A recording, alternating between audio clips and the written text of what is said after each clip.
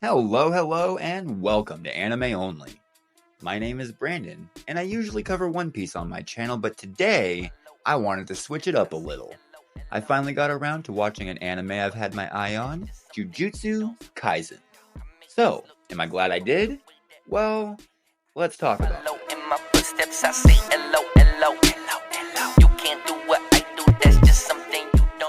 Jujutsu Kaisen follows high school student Yuji Itadori, your typical clueless, superhumanly strong / ultra talented shonen protagonist. After opening a small box containing a cursed charm, monster-like creatures called curses swarm his school. As a last resort to defend his classmates from the curses that are trying to kill them, Itadori consumes the charm, unknowingly becoming possessed by the curse concealed within it named Sukuna. And without going too deep into it, Itadori can somehow restrain Sukuna from freely taking over his body, becoming a vessel that can hold off Sukuna's power. So it's more like a split personality than possession. The idea is pretty cool, and the characters that we meet right off the bat are likable. Itadori is your classic goofy anime good guy, silly faces, kind of a dork. Sukuna is fairly mysterious, even now after 2 seasons.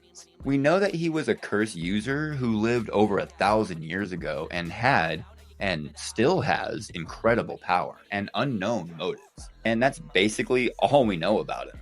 But my first real point is this.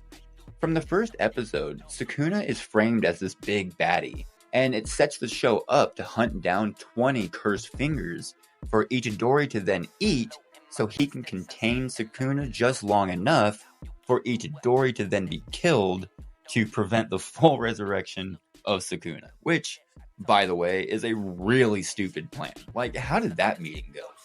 So, what news do you have? Well, sir, we found out if we gather all 20 of these cursed fingers and put them inside a vessel, it'll resurrect a sinister evil from 1,000 years ago that we know we can't defeat. And what do you suggest? Let's gather all of the fingers and put them inside a vessel. It's brilliant! Secondly, in the 2 seasons that they have out now, I'm pretty sure they don't have a single episode that focuses around our group actually hunting down a finger. It's always like, we beat a bad guy. Oh look, a finger. It kind of makes the show's premise feel a little shallow. Throughout the show, we're introduced to various Jujutsu sorcerers, which are basically a secret sect of curse-hunting ninja, one of which is Megumi Fushiguro, who is basically Sasuke from Naruto. Dark, brooding, powerful bloodline. I mean, look at this. This is Sasuke. I'm a little worried Akutami is going to get sued over this. It's a good character type to counter Itadori's cluelessness, but I feel that this character dynamic is about as original as a buddy cop movie. We also meet Nobara Kugasaki, and you would be forgiven for thinking that this is just Sakura, again following the Naruto analogy from a second ago. With the way that she's introduced, I thought I had her whole character pegged. She's going to be the useless one, I said, that falls in love with one of her teammates and that's going to be the end of it. But you would be incorrect, much like I was. Well, partly incorrect, because while she does end up being largely useless, there are situations that they find themselves in that they wouldn't have been able to get out of if not for her. Her abilities, if not for her quantifiable power, makes her more than useless. And in my experience, Kugasaki is the absolute best portrayal of what being friends with a girl in high school was actually like. I had never met a Toru. They were all Kugasaki. I do still think that she's going to end up falling for Itadori or Fushiguro though. It's just basic anime etiquette. You have a group with 2 boys and a girl. The girl falls in love with one of them. It happens in every single one, which is actually a point that I'm going to get to in just a second. Now, this show has a lot going on, and I'm not going to get into the half of it. There are quite a few characters, most of which I feel don't get the screen time that they need to really feel like people. But that doesn't make them uninteresting. If anything, I want to know more about them. But the show hasn't really made time for that. We barely have enough time to get to know our main group. All of their bonding experiences happen off screen. I have to report to the council. Hold on. This whole operation was your idea. Let us not forget, Anakin, that you rescued me from the buzz droids. And you killed Count Dooku, and you rescued the Chancellor, carrying me unconscious on your back. All because of your training. But you owe me one, and not for saving your skin for the 10th time. 9th time.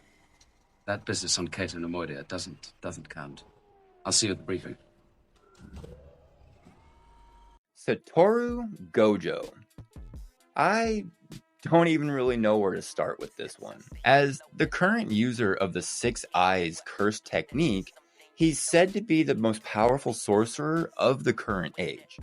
And he's supposed to be our group's teacher at the Jujutsu Ninjas school that they attend. However, we never really see them doing any lessons, or training, or practicing their abilities. Unless you count the time that Gojo locked Itadori in a basement to watch movies to control his energy, he's not really teaching them anything on screen. Gojo is definitely one of those characters that I feel doesn't get enough screen time. However, I feel with him at least, it's by design. I want to know more about him, his past, and his plans for the future. But that's all happening in the background and doesn't really affect our main group just yet. There are characters who are mentioned and not shown, which I think is really cool.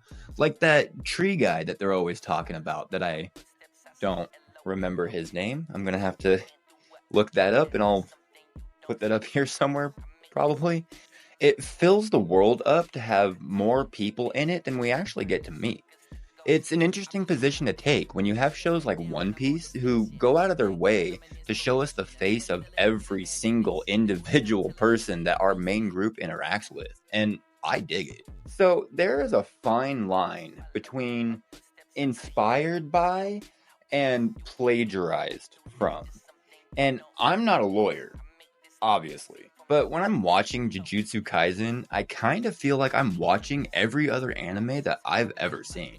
Gege Akutami, the author of the Jujutsu Kaisen manga, has gone on record saying that he was inspired by other mangas such as Bleach and Hunter x Hunter and Evangelion, among many others, I'm sure. But this is more like he took existing characters and or settings and made a story about curses around them. Nothing too original except for the names. The artwork and the fight scenes are pretty good, but nothing mind-blowing. Nothing we haven't seen before. Visually speaking, the best that it gets is inside the domains, which are a spectacle of artwork and are really, really cool. Specifically Mojitos and Gojos. I can't wait for season 3. To answer my earlier question, I like this show. I really like this show. But honestly, I don't think it's very good. But what do you guys think? You a big JJK fan? Or are you like me, where it's good enough to watch, but you're probably not going to join the fan club? Let me know in the comments. And while you're down there, hit that like and subscribe button for more Jujutsu Kaisen, One Piece, and more anime to come. Thank you all for watching, and I hope to see you next time. You can't do what I do, that's just something you don't. I make this look easy from the way that I talk. On dimension, I be turning suckers to ghosts. I be like Rock the Great One, I lay a smack down when I'm on the station. I never back down, I'm an inspiration. Illuminate a little with imagination. Now who the hell telling me to leave the